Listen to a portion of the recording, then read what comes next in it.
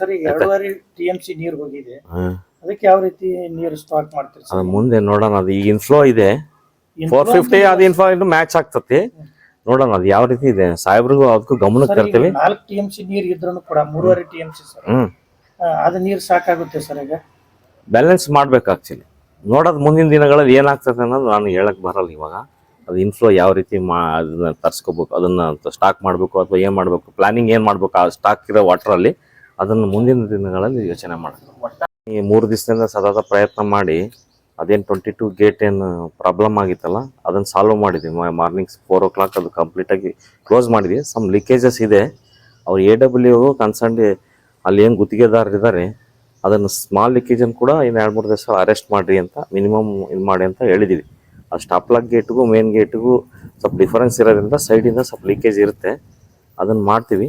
ಮತ್ತು MD ಸಾಹೇಬರು ಮತ್ತು ಚೀಫ್ ಇಂಜಿನಿಯರ್ ಕೂಡ ಎಕ್ಸಿಕ್ಯೂಟಿವ್ ಇಂಜಿನಿಯರ್ ನಾವು ಇದ್ದಾಗ ಹೇಳಿದ್ದಾರೆ ಅದು ಹೊಸ ಗೇಟ್ನ ಶೀಘ್ರ ಪ್ರಾರಂಭ ಮಾಡೋಕ್ಕೆ ಪ್ರಸ್ತಾವನೆ ಸಲ್ಲಿಸಿ ಇಮಿಡಿಯೇಟಾಗಿ ತಗೊಂಡು ಅದನ್ನು ಆದಷ್ಟು ಶೀಘ್ರ ಕಂಪ್ಲೀಟ್ ಮಾಡಿ ಅಂತ ಹೇಳಿದ್ದಾರೆ. ಅದರ ಪ್ರಕಾರ ನಾವು ಕೆಳಗಿನ ಆಫೀಸರ್ಸ್ಗೂ ಇನ್ಸ್ಟ್ರಕ್ಷನ್ಸ್ ಕೊಟ್ಟಿದ್ದೀವಿ. ಸರ್ ಈಗ ಲೀಕ್ ಇದ್ದದ್ದು ಗೇಟ್ ಅದು ಒಂದು ಅರ್ಧ TMC ಹಿಂಗೆ ಬಿಟ್ರೆ ಅದು ಆ ಥರ ಏನಾಗಲ್ಲ. 150 300 PSX ಇದೆ. ಅದನ್ನು ನಾವು ಪ್ಯಾಡಿಂಗ್ ಮಾಡಿ ಡೈವರ್ಸ್ ಕರೆಸಿ ಅದು ಇಮಿಡಿಯೇಟ್ 2-3 ಡೇಸಲ್ಲಿ ಅರೆಸ್ಟ್ ಮಾಡಿ ಅಂತ AWಗೂ ಅವ್ರು ಮತ್ತು ಕನ್ಸರ್ನ್ ಅಲ್ಲಿ ಕಾಂಟ್ರಾಕ್ಟರಲ್ಲಿ ಏನು ವರ್ಕ್ ಮಾಡ್ತಾ ಇದ್ದಾರೆ ಅವ್ರಿಗೆ ಹೇಳಿದ್ದೀವಿ. ಸರ್ ಈಗಾಗಲೇ ಎಷ್ಟು TMC ಇತ್ತು ಸರ್? ಈಗ 6 TMC ನಮ್ಗೆ ಫುಲ್ ಇತ್ತು ಅಟ್ ಪ್ರೆಸೆಂಟ್ ಆ ಟೈಮಲ್ಲಿ. ಅದು ಆಲ್ಮೋಸ್ಟ್ 3.75 ಅಂದರೆ ಟೋಟಲ್ ಬಂದಿದೆ. 2.25 to 2.3 ಅಷ್ಟು ಹೋಗಿದೆ ನೀರು. ಇನ್ಫ್ಲೋ ಇದೆ, ಅದು ಮತ್ತೊಂದು ಲೆವೆಲಿಗೆ ತುಂಬ್ಕೋಬೇಕಂತ ನಮ್ಗೆ ತುಂಬೋದು ಅಂತ ನಮಗೊಂದು ಆಶಾಭಾವನೆ ಇದೆ.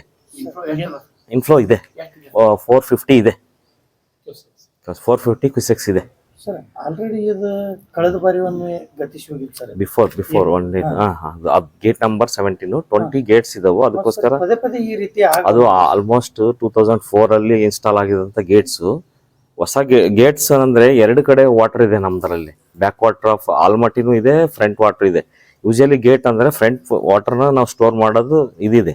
ಆಕ್ಚುಲಿ ಬೇರೆ ಗೇಟ್ಗಳಲ್ಲಿ ಬ್ಯಾರೇಜ್ಗಳಲ್ಲಿ ಅಂದ್ರೆ ಸ್ಟೋರ್ ಮಾಡ್ತೀವಿ, ನೀರು ಹೋಗ್ತೀವಿ. ಇದರಲ್ಲಿ ಬ್ಯಾಕ್ ವಾಟರ್ ಫ್ರಂಟ್ ವಾಟರ್ ಇರೋದ್ರಿಂದ ಸ್ವಲ್ಪ ಕರೋಷನ್ ಆಗ್ತಾ ಇರ್ತಲ್ಲ, ಅದಕ್ಕೋಸ್ಕರ ನಾವು ಅದು ರಿಪ್ಲೇಸ್ ಮಾಡೋಕ್ಕೂ ಅದನ್ನ ನಾವು ಪ್ರಸ್ತಾವನೆ ಸಲ್ಲಿಸ್ತೀವಿ. ಹೊಸವು ಮಾಡೋಕ್ಕೆ ಅಂತ ಮಾಡ್ತೀವಿ. ಮುಂಚಿತವಾಗಿ ಅದು ಟೆಸ್ಟಿಂಗ್ ಮಾಡ್ತಿರ್ತೀರಲ್ಲ? ನಾವು ಟೆಸ್ಟಿಂಗ್ ಮಾಡಿ ಎಲ್ಲ ಮಾಡಿರ್ತೀವಿ. ಗೇಟ್ ಹಾಕೋಕ್ಕೂ ಮುಂಚೆ ಅಂದ್ರೆ ಪ್ರೀ ಮಾನ್ಸೂನ್ ಇನ್ಸ್ಪೆಕ್ಷನ್ ಮಾಡಿರ್ತೀವಿ, ಫಿಸಿಕಲ್ ಆಗಿ ಮಾಡಿರ್ತೀವಿ. ಆಯ್ತಾ, ಏನು ಸ್ಟೇಬಲ್ ಇದ್ವಲ್ಲ, ಮತ್ತೆ ಅದನ್ನ ಗೇಟ್ ನಾವು ಮಾಡ್ಬೇಕಂತ ಇದ್ವಿ. ನೆಕ್ಸ್ಟ್ ಗೇಟ್ 21 ಏನು ಸ್ಟಾಪ್ಲಾಕ್ ಗೇಟ್ ಹಾಕಿದ್ರಲ್ಲ ಅವನ್ನ ದುರಸ್ತಿ ಮಾಡಿದ್ವಿ. ನಾವು ತೆಗೆದ್ಬಿಟ್ಟು 22 ಹೋಗಿ 22ನ ದುರಸ್ತಿ ಮಾಡೋಕ್ಕೆ ನಮ್ದು ಇತ್ತು ಒಂದು 2 ದಿವಸದ ಪ್ಲಾನ್. ಅಷ್ಟರೊಳಗೆ ಇದಾಗಿದೆ. ಆಕ್ಚುಲಿ ರೈತರು ಏನಂತಾರೆ, ಪ್ರತಿ ವರ್ಷ ಬಿಲ್ ತೆಗಿತಾರೆ, ಬಟ್ ಅವ್ರು ಯಾವ್ದು ಕೆಲಸ ಇಲ್ಲ. ಆ ಥರ ಯಾವುದೂ ಇಲ್ಲ. ಇಲ್ಲ, ಆ ಥರ ಯಾವುದೂ ಇಲ್ಲ.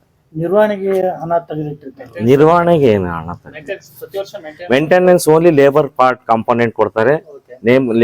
ಲೇಬರ್ ಕಾಂಪೋನೆಂಟ್ ಮಾಡ್ತೀವಿ. ನೆಕ್ಸ್ಟ್ ಕ್ಯಾಡ್ಮಿಯಮ್ ಕಾಂಪೌಂಡ್ ಗ್ರೀಸಿಂಗ್ ಅವು ಮಾಡ್ತೀವಿ. ಈಗ ಕೊಟ್ಟಿರೋದೇ ಅದು ಏನು ಸ್ಯಾಂಡ್ ಬ್ಲಾಸ್ಟ್ ಮಾಡಿ ಪೇಂಟಿಂಗ್ ಮಾಡಿ ಅದು ಏನು ಲೀಕೇಜಸ್ಗೆ ರಬ್ಬರ್ ಬುಷ್ ಹಾಕೋದು ಅದೆಲ್ಲ ಆ ಒಂದು ಕಾಮಗಾರಿ ಮಾಡ್ತಾ ಇದ್ದಾರೆ.